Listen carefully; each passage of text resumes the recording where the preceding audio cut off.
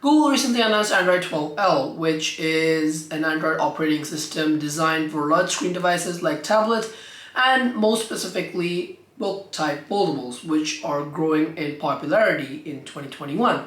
So this is great. This really does show that Android hasn't given up on tablets or big size devices yet. And the only hope isn't just given in the hands of Samsung and a few other companies.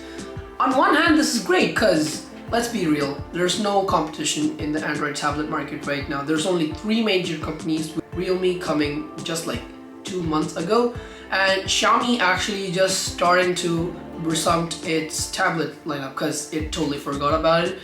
And that leaves Samsung as the only heir to Android tablets because One UI has been properly optimized. And now that we're actually getting Android 12L, this will actually be even better for Android tablets and we'll start to get competition. At least that's what my prediction is.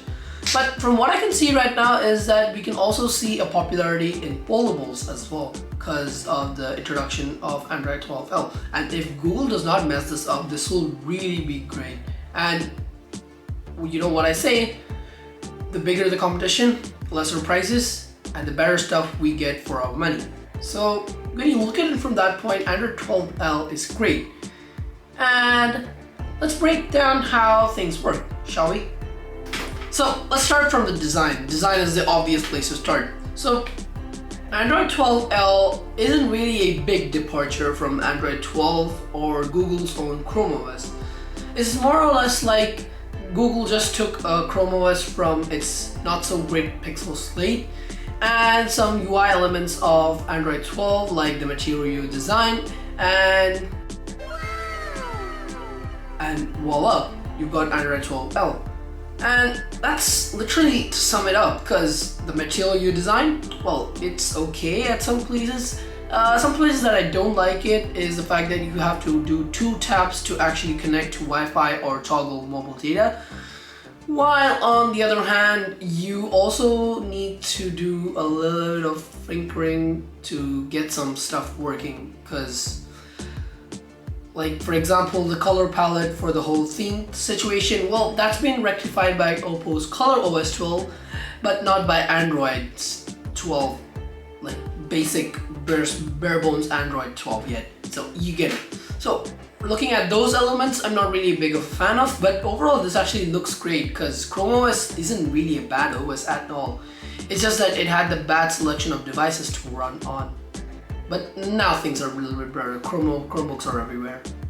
So to sum it up, it's Chrome OS plus Android 12 is equal to Android 12L. Now let's jump onto features. So for features, let's start off with the taskbar. Yay! Innovation! This is the future. Let's go, Google! To be honest, I'm just happy that it's actually there and Google actually retained it from Chrome OS. Because let's be real, iPad OS has something like a taskbar. Galaxy Z series, yep, they also do. So if Android 12L didn't have one, it would be a bit of a shame.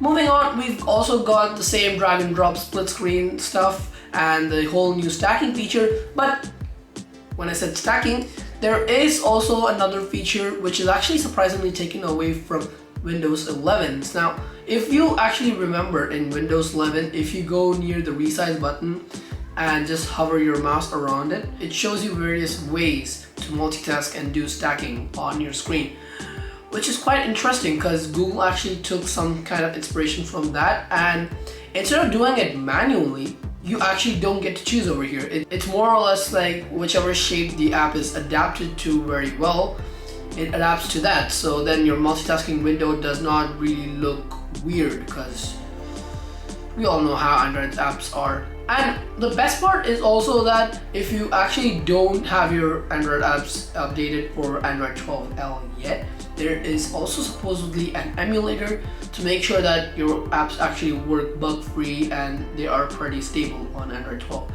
Other than that, I really do think that Android 12L's first few months are gonna be a little bit fidgety to work around with, and the apps are gonna have scaling issues. For sure, I'm definitely for sure, because there's been a lot going on with all of these like tablet-like creatures, and especially when foldables came into the market, like you know what kind of scaling issues that. Sorry, did I say something over there? So then yada yada, you've got like Play Store updates, and then you've got these like theme stuff, and you've got them to be fundamental. And let's face it, the whole thing is just basic Android, but with a few tweaks. And these are the tweaks that you actually did know. But why did I make video for such a blunt idea? Well, there is more to this. Like for example, I'm just doing this because I'm super excited for what's gonna actually come over to Android tablets and foldables.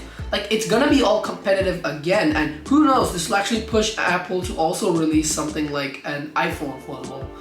I just wish they don't suck at the naming for it. So now that I've actually told you everything, when is it gonna release? So beta releases are coming down in December 2021. But then the actual release is gonna be somewhere after March or around that time, because yes, it needs to get stable, and the developers need to work on their apps a lot. Like there's a ton of developers for Android. So let's keep our fingers crossed that Android 12L isn't a blunder by Google again, and hope to see a lot more tablets in the market. I'm sure foldables will take off. It just needs 2 years or 3 years to actually take off. So yeah.